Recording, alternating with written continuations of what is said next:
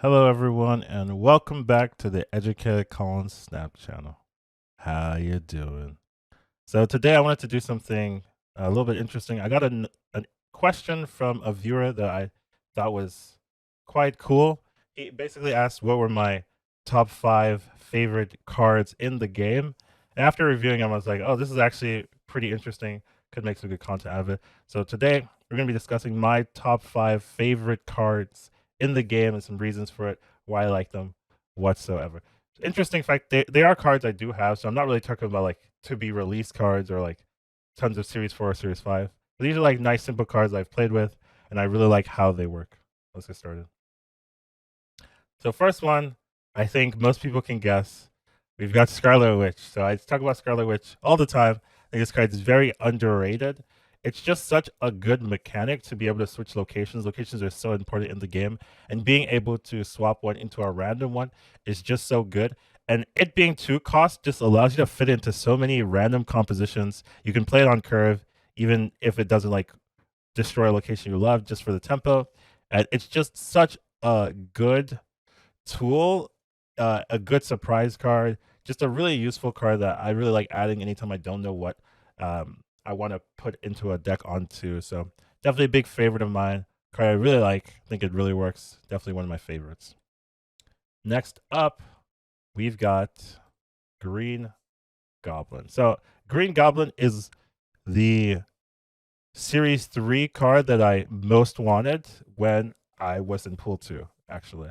So I was playing a lot of control archetypes, basically things like Cosmo, Shang-Chi, Enchantress, Killmonger, that kind of thing. That was basically my like main deck at the time, and I really liked how Green Goblin would work in there. There were so many locations that Green Goblin just kind of shut down.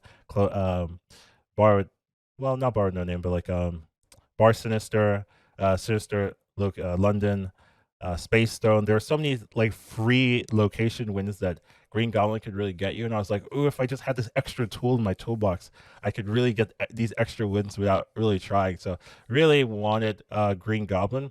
I would say that the introduction of Silver Surfer really hurt the viability of this card. At least last meta, I would say it's probably better to play this card now, but definitely last meta, I really couldn't justify playing this card because Silver Surfer just made it 0 cost. So you spend 3 mana, giving your opponent a 0 cost card most of the time. It didn't really feel worth it.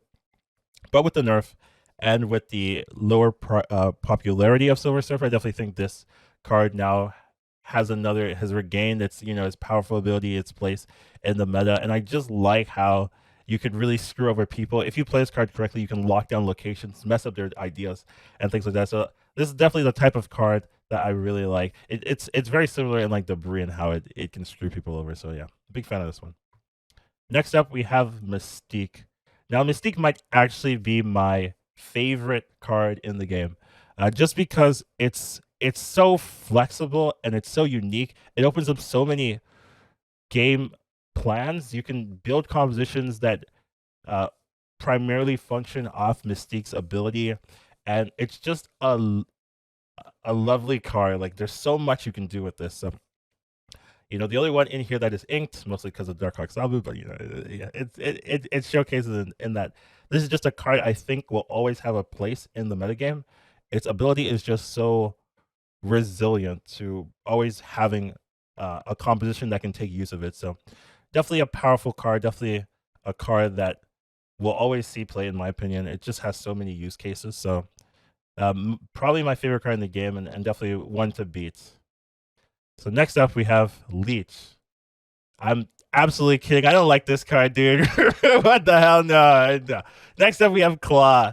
So Claw, I actually think this was like one of my sneaky tool surprise cards for Pool 2.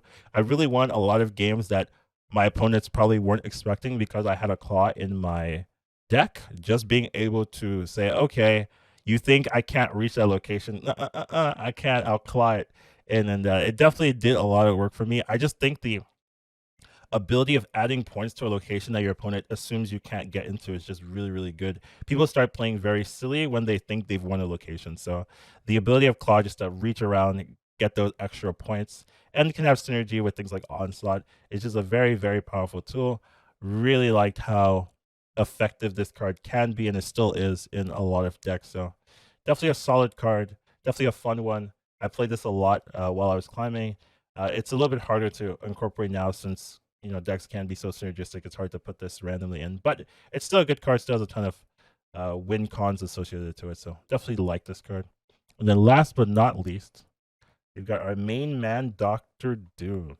So I like cards that surprise your opponent, that circumvents their understanding of what's about to happen. And Dr. Doom is a special one.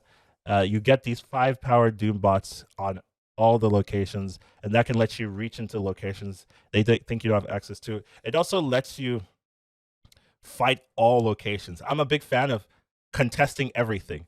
So Dr. Doom lets me do that very easily.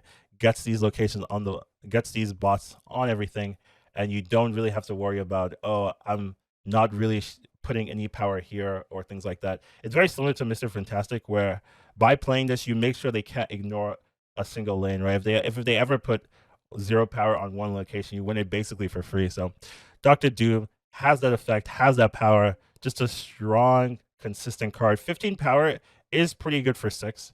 Obviously not the highest you could do, but it definitely does a ton of work. So really big fan of this. I like these flexible cards that can be played in multiple decks, can be used in multiple compositions. And Dr. Doom, Mystique, Green Goblin, Scarlet Witch, they're all that type of card. So those are it. Those are my current, subject to change, my current 5 favorite cards. I want to make a quick, sweet video just kind of showcasing these type of cards, why I like them. Make sure you type your favorite cards in the comments. I'll see you in the next one.